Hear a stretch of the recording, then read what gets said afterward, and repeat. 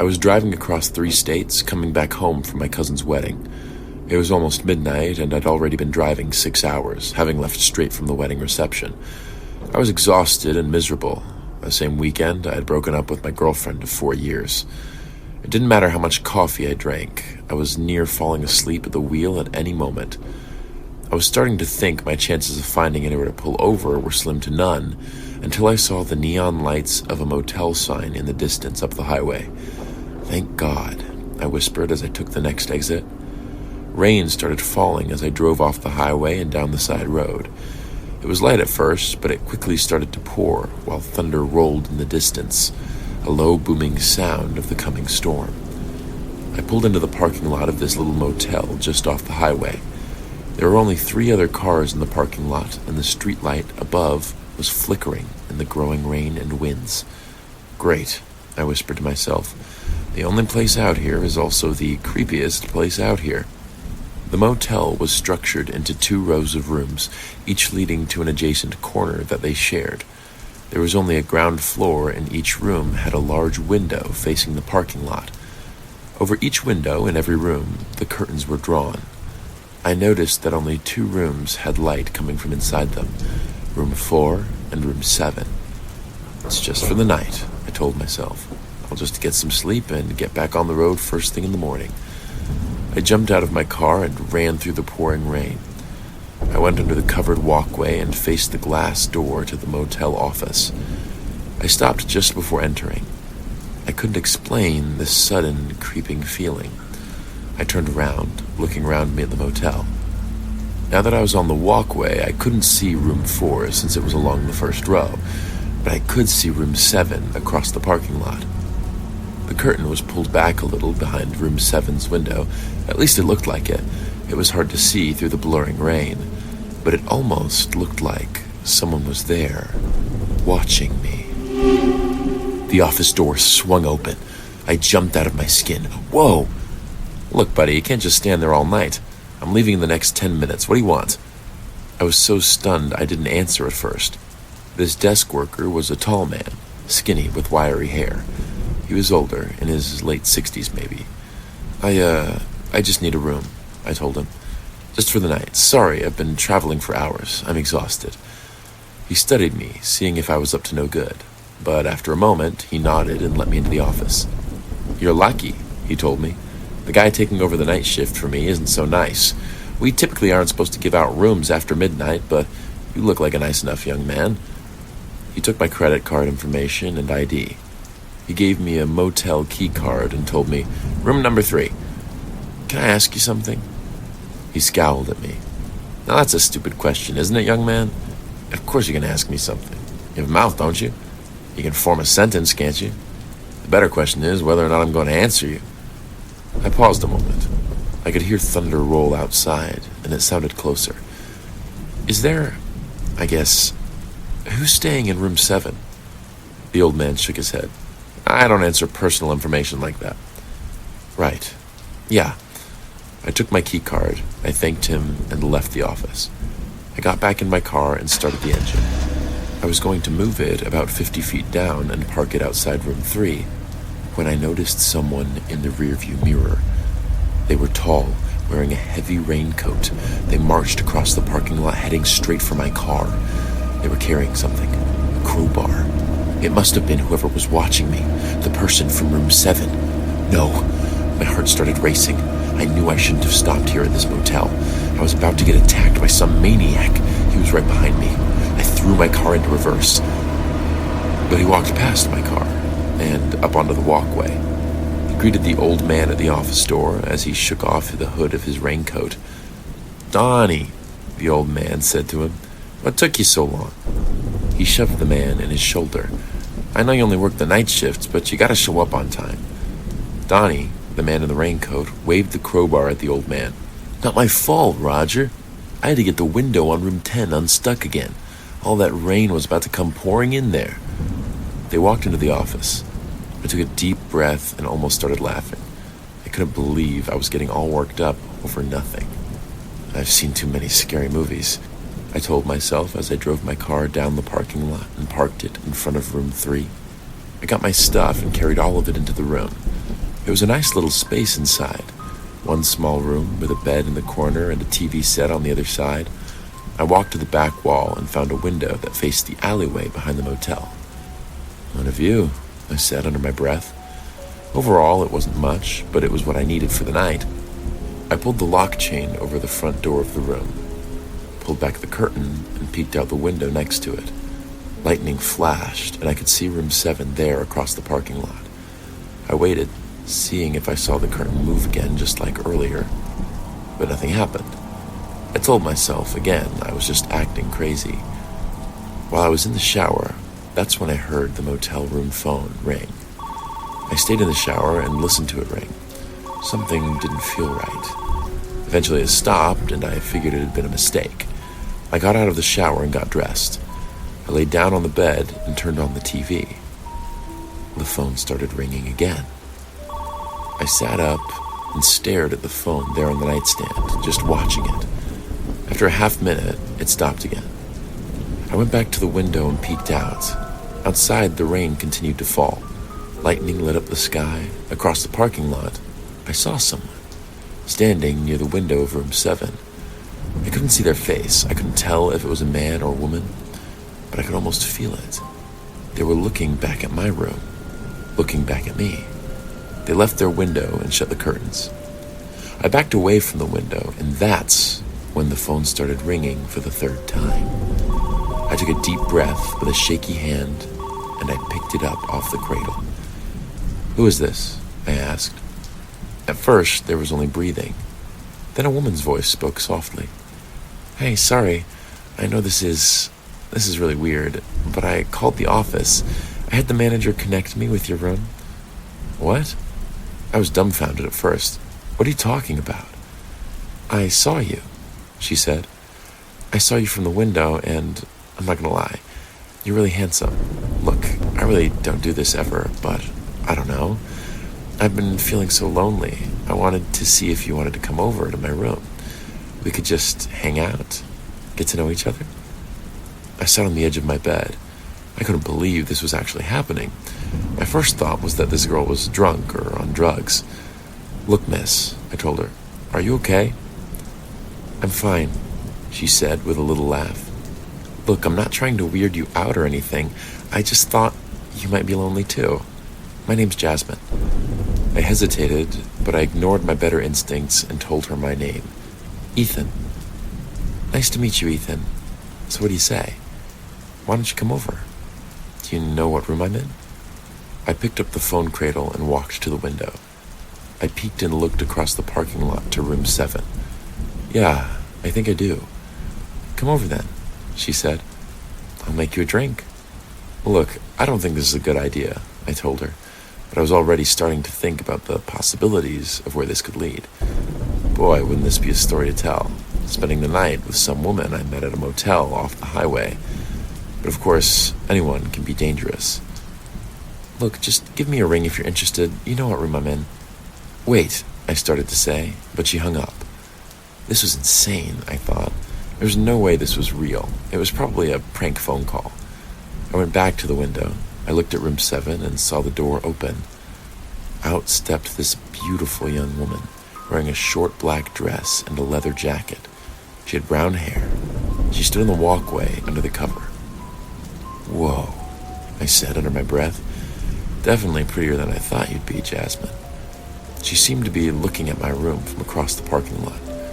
She pulled her jacket tight. She pulled out a vape pen and hid it, vape smoke slowly rising around her as she breathed out. "Don't be a wimp," I told myself. "Come on, man." I took a deep breath and stepped outside. I could feel little raindrops on my face as I stood out on the walkway. I didn't exactly know what to do or say, so I put my hand up and waved. "Jasmine?" She didn't wave at first. She seemed to be ignoring me, actually. But after a moment, she hesitantly put her hand up and waved. That's when a car pulled into the parking lot. It went straight to her. She got excited and dashed off the walkway and through the rain. She jumped into the car and they drove away. I felt confused and disappointed. I knew it. She was just messing with me. I went back to my room, collapsed on the bed, started surfing TV channels. I thought that'd be the last I'd hear of her, especially since she left the hotel with someone else. But then, the phone rang again. I hesitated. There was no way it was her again. She wasn't even here. I picked up the phone. Jasmine? Hey, Ethan, she said. Her voice was soft. Are you coming over? What do you mean? I just saw you leave. I didn't leave. She laughed softly. Ethan, you're funny. Come over. I want to hang out with you. I just saw you leave your room, I told her. Room 7, across the parking lot. You just got in a car and left. You're messing with me. That wasn't me, Ethan. I paused. I grabbed the phone and went back to the window. I looked out at room 7. What do you mean? That wasn't you. I saw her leave too. That wasn't me. I'm not in room 7. What? Then where are you? I'm in room 4, right next to you. A chill crawled over me. I backed away from the window, and I turned to the doors between me and room number 4. I stared at them. The other side. She was on the other side of those doors, in that room. Is this some kind of a joke, Jasmine? I asked her. I set the phone back on the nightstand. I'm not trying to scare you, she said to me. I just feel lonely, Ethan. Come over. Come hang out with me. I don't think that's a good idea, I told her. I think I'm just going to stay here. She was quiet, and she breathed heavy. I want you to come over, Ethan. I'll be in bed waiting for you. And then she hung up. I couldn't believe what was happening. I put the phone down in the cradle, and I stared at the wall between us. There was something wrong with her. I was starting to think she was definitely on something. She was in trouble. I imagined her laying on her bed, not moving. Maybe she had overdosed on something. Careful and quiet, I left my room. I was back out on the walkway as raindrops splashed on my face. Lightning flashed above and thunder boomed after. I walked slowly down the walkway, keeping my eyes on the room number 4. The light was inside of the room, seeping through the curtains. This is wrong, I told myself. I shouldn't peek in on a stranger. But again, I wondered if she was in trouble. She was alone, and there would be no one there to help her.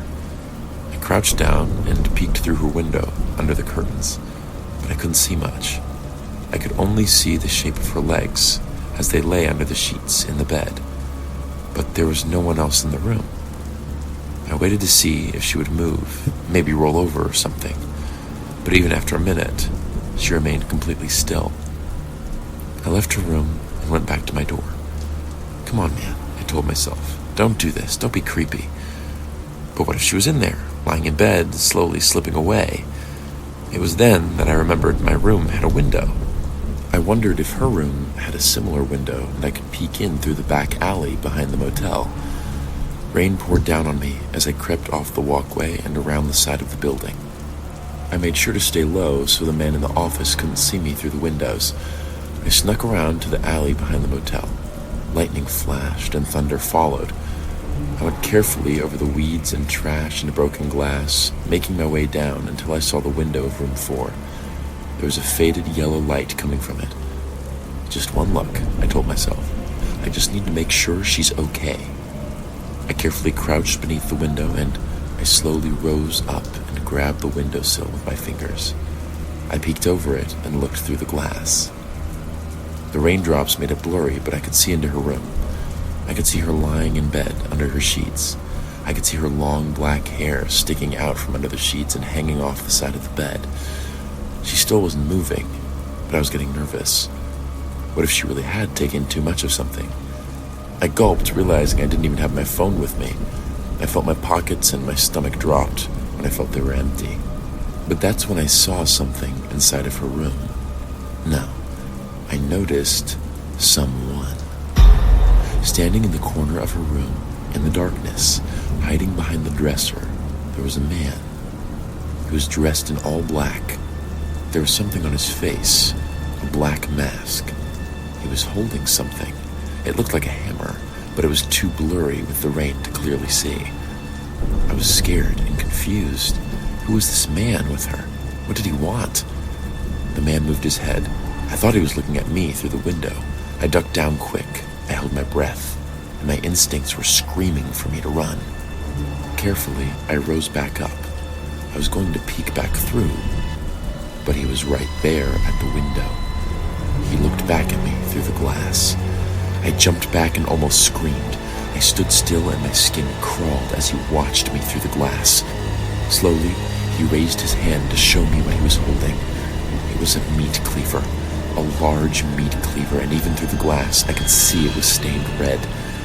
He tapped the meat cleaver slowly on the glass. It was then I knew this man had done something to Jasmine, and he was going to do something to me. I turned and ran back down the alley. All I could think of was that I needed to get to the phone and call the police. I turned around the corner of the motel. I got back to the walkway and I tried to get into the office, but the door was locked. No! I had no chance. I had to get to my room, the room that was right next to the one this man was inside. I started moving, going carefully, keeping my eyes on the door of room 4. I was only about 10 feet away. Any moment, he could come outside with that meat cleaver and attack me. I held my breath. I took another step. And then, the door to room number 4 opened. He was coming outside. I bolted for my door, one step then another. I made it to the door and threw the key card in front of the lock. Come on. He stepped out onto the walkway, this man dressed all in black. There was a slit in his ski mask where his eyes shone through. They were dark and filled with rage. He jumped forward towards me. I threw open the door and fell into my room. I slammed the door shut as he started to push against it. He slammed the door from the other side so hard it rattled on its hinges. He hit it over and over, trying to break it down. I backed up to the bed. I grabbed my phone. I'm calling the police. His shadow was outside the window. He raised his arm and swung it down, shattering the window with the meat cleaver. And there he was, standing on the other side of the broken glass as rain and wind blew inside. The curtains blew aside and I could see his face. He stared at me. It was the creepiest way anyone had ever looked at me in my life. This man wasn't just angry. He was completely insane, and he wanted me dead. I could see it in his terrifying eyes. He wanted to kill me. But just as he went to reach past the broken glass into the room, the police dispatcher picked up on my cell phone. 911, what's your emergency? You gotta help me, I screamed. There's a man in here trying to kill me. I think he hurt someone else. He backed away from the window. His eyes burned into me one more time. Then he turned and walked away. I told the police everything. Where I was, what I'd seen. I told them about Jasmine and how she was still in that room. I told them I thought she might be dead. They said to stay in my room until they arrived.